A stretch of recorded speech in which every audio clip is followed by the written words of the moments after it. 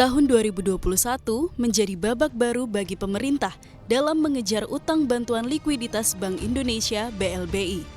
Dari membuat prioritas penagihan, membentuk Satgas BLBI, hingga menyita sejumlah aset para obligor. Pada 15 April 2021, dokumen penanganan hak tagih negara dana BLBI merinci 7 nama yang menjadi prioritas penagihan. Prioritas ini berdasarkan tingkat penagihan, adanya jaminan, hingga perkiraan kemampuan membayar kembali.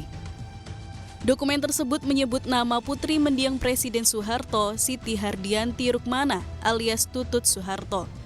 Perusahaan Tutut yang masuk radar Satgas BLBI adalah PT Citra Mataram Satria Marga dengan utang Rp191,6 miliar, PT Marga Nurindo Bakti dengan utang Rp471,4 miliar, dan PT Citra Bakti Marga Tama Persada dengan utang $6,52 juta dan Rp14,79 miliar.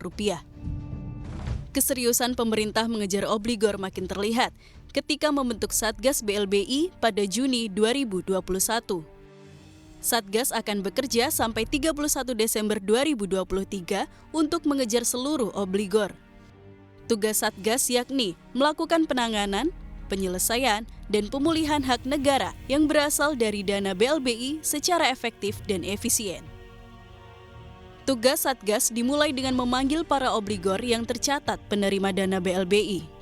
Nama pertama yang dipanggil adalah putra bungsu Presiden Soeharto, Hutomo Mandala Putra alias Tommy Soeharto. Namun, dalam 2 kali pemanggilan, Tommy tidak hadir. Tommy dipanggil sebagai pengurus PT Timor Putra Nasional dengan nilai utang sebesar Rp2,6 triliun. Pemanggilan dilanjutkan dengan para obligor yang masuk dalam daftar prioritas penagihan. Selama pemanggilan berlangsung, Satgas BLBI juga mulai bergerak menyita aset obligor untuk memulihkan sebagian utang-utangnya. Hingga saat ini, total aset tanah para obligor BLBI yang berhasil disita Satgas BLBI mencapai 13,12 juta meter persegi atau 1.312 hektar. Selain aset tanah dan properti, Satgas BLBI juga berhasil menyita dan mencairkan sebagian dana milik Kaharudin Ongko senilai Rp110,17 miliar.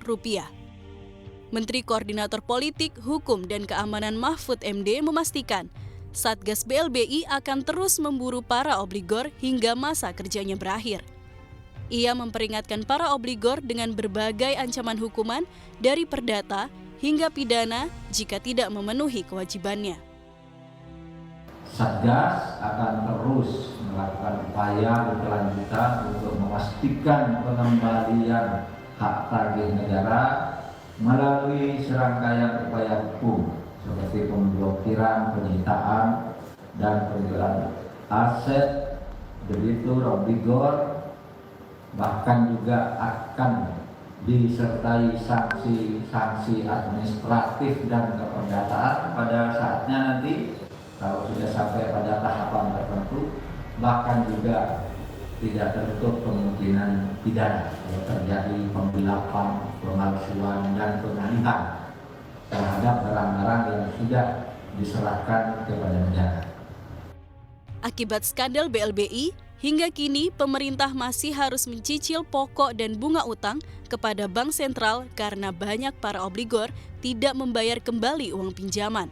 Berdasarkan perhitungan, setidaknya ada 48 obligor dan debitor yang memiliki kewajiban pembayaran utang kepada negara senilai Rp110,45 triliun. Tim Liputan CNBC Indonesia.